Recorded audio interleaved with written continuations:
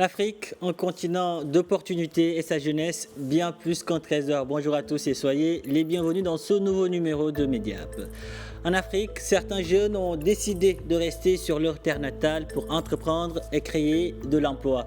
Mais d'autres, désespérés, pensent que le salut est ailleurs et ils sont nombreux, très nombreux à tenter au péril de leur vie l'aventure en Méditerranée pour rejoindre l'Europe. Comment les endussuader? Que faire pour qu'ils sachent qu'ils peuvent rester sur le continent et profiter des opportunités du numérique? Pour répondre à toutes ces questions, j'ai le plaisir de recevoir aujourd'hui dans Mediap Douglas Miandou, le président de l'association 10 000 codeurs, un réservoir durable de talents numériques. Douglas, bonjour et merci d'avoir accepté notre invitation. Bonjour, Pape, merci pour cette invitation. Alors, votre association se mobilise pour former les jeunes, les orienter afin de leur permettre de décrocher un emploi ou d'en créer. Au début, c'était une école de code. Aujourd'hui, elle est devenue un pont entre une jeunesse africaine entreprenante et l'industrie mondiale du numérique. Pourquoi avez-vous décidé de faire de 10 000 codeurs un réservoir durable de talents numériques, comme vous le dites souvent? Je fais partie, Pape, de ces professionnels qui veulent donner du sens à leur carrière.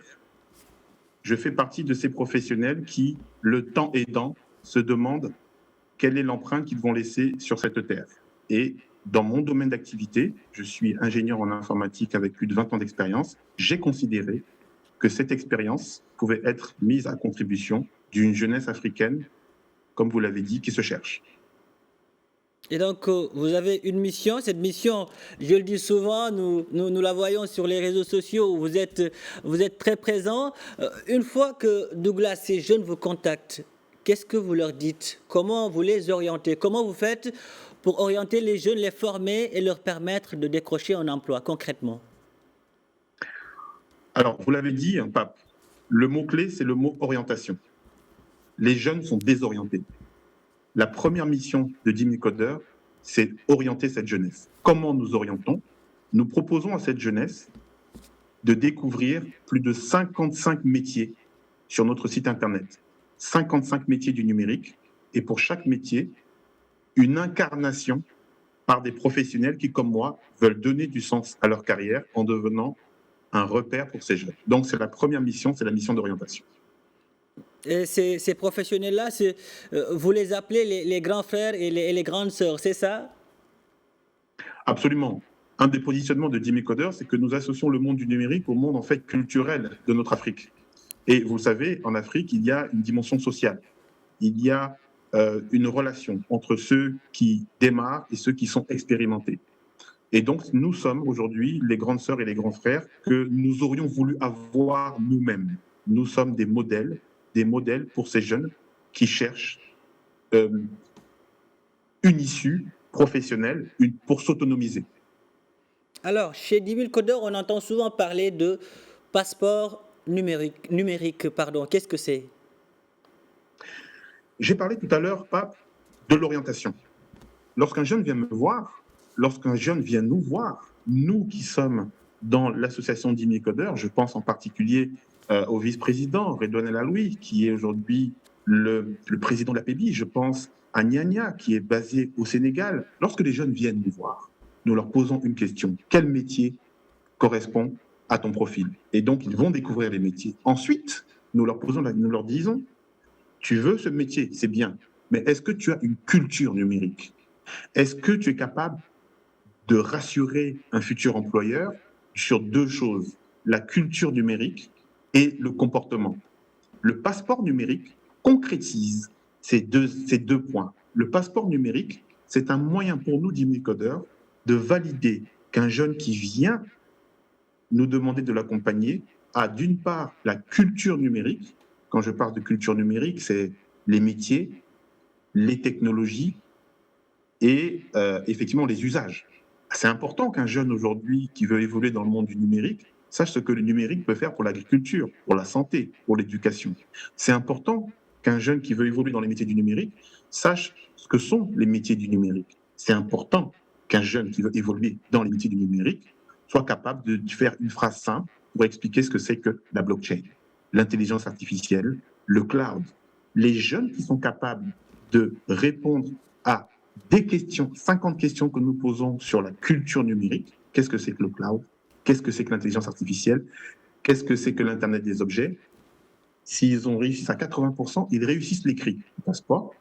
Une fois qu'ils ont réussi l'écrit du passeport, ils vont avoir un tête-à-tête avec une grande sœur ou un grand frère qui va cette fois-ci valider la partie exacte, qui va valider le développement personnel, l'adéquation et la connaissance de l'entreprise. Une fois qu'il a les deux, dans ce cas-là, on délivre DimiCoder le passeport numérique. Et ce passeport, c'est la porte ouverte pour nous. Maintenant, nous mouillons le maillot pour trouver des financements pour former le jeune dans le métier qu'il ou elle aura choisi. Une formation qui passe par les webinaires que vous organisez, j'imagine. Vous en organisez tout le temps. On voit tout le temps que vous êtes en direct, notamment sur LinkedIn et YouTube. Absolument. Les webinaires répondent aux besoins d'acculturation. Notre premier service, c'est l'orientation. Quel métier veux-tu pour ton avenir?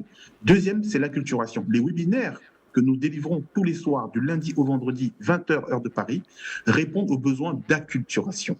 Le jeune, jour après jour, découvre les métiers, découvre les usages, découvre les technologies du numérique et ça génère des vocations. Ça génère de l'espoir pour ces jeunes. La combinaison de ces deux services, l'orientation plus l'acculturation, permet aux jeunes de passer l'examen en 2 temps du passeport numérique. Et aujourd'hui, qu'est-ce qui fait la force de 10 000 codeurs, Douglas? Aujourd'hui, 10 000 codeurs, pour faire simple, c'est d'abord une cartographie de talents. Le fameux réservoir de talents 10 000 codeurs.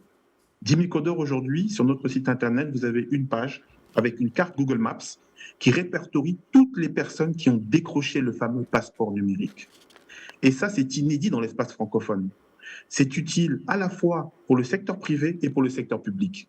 Un dirigeant du secteur public va pouvoir voir des jeunes de son territoire, sa commune, sa province, son département, sa région, qui ont le passeport et qui sont donc en train d'être accompagnés. Des professionnels du monde entier vont pouvoir découvrir justement ces jeunes d'Afrique dont on leur parle tant. Ces jeunes parmi ce milliard 2 et dans 30 ans, le 2,5 milliards dont on leur parle tout le temps, mais là, ils vont voir des gens. Donc, vous avez sur cette carte un visage, des liens sur leur LinkedIn, et donc les entreprises vont être intéressées. Ça, c'est une révolution. Et aujourd'hui, comment vous êtes accompagné par les États africains? Est-ce qu'ils vous soutiennent réellement?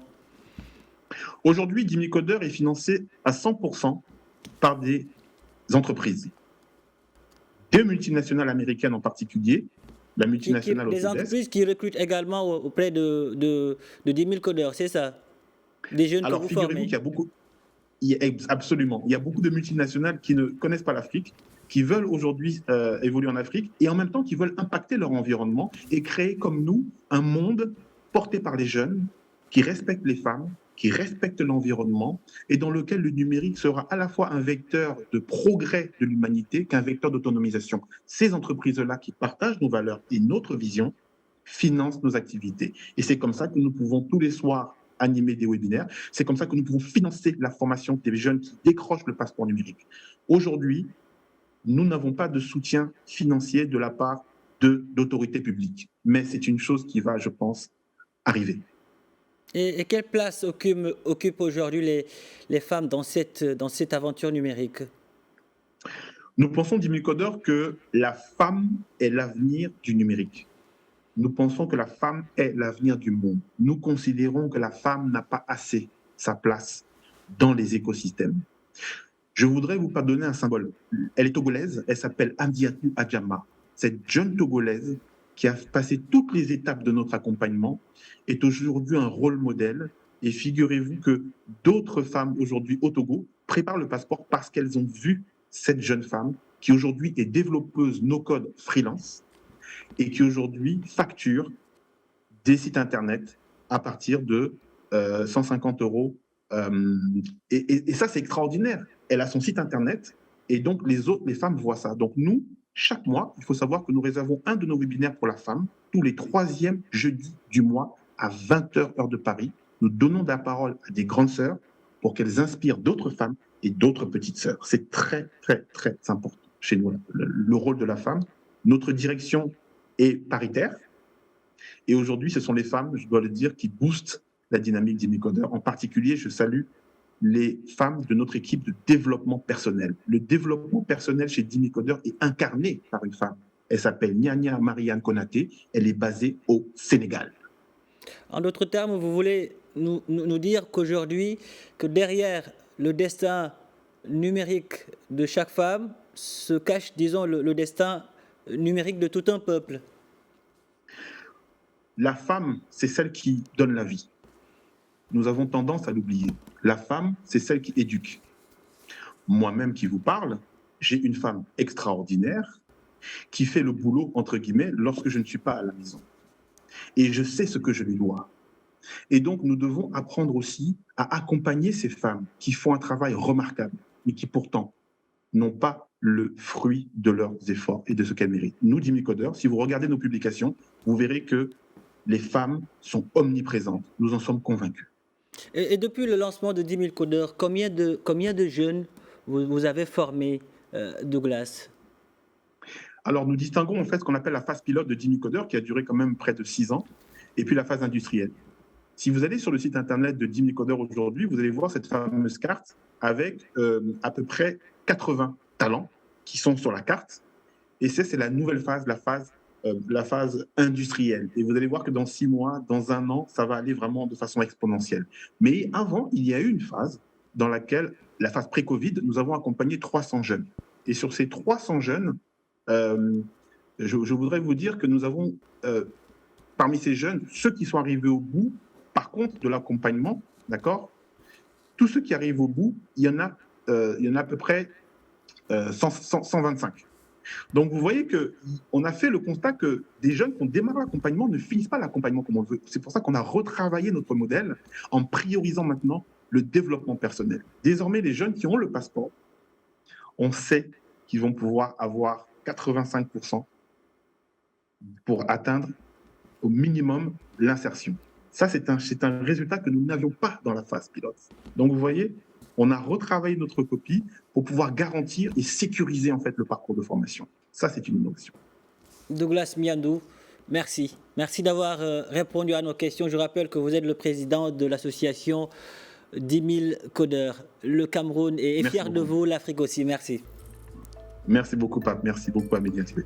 Voilà, qui referme ce numéro de Mediap, le rendez-vous qui fait la promotion de l'entrepreneuriat et de l'innovation technologique en Afrique. Que Dieu bénisse l'Afrique, que Dieu bénisse tous ces jeunes qui osent, ces jeunes qui font bouger notre cher continent. Où que vous soyez, prenez soin de vous et allez jusqu'au bout de vos rêves. N'abandonnez jamais.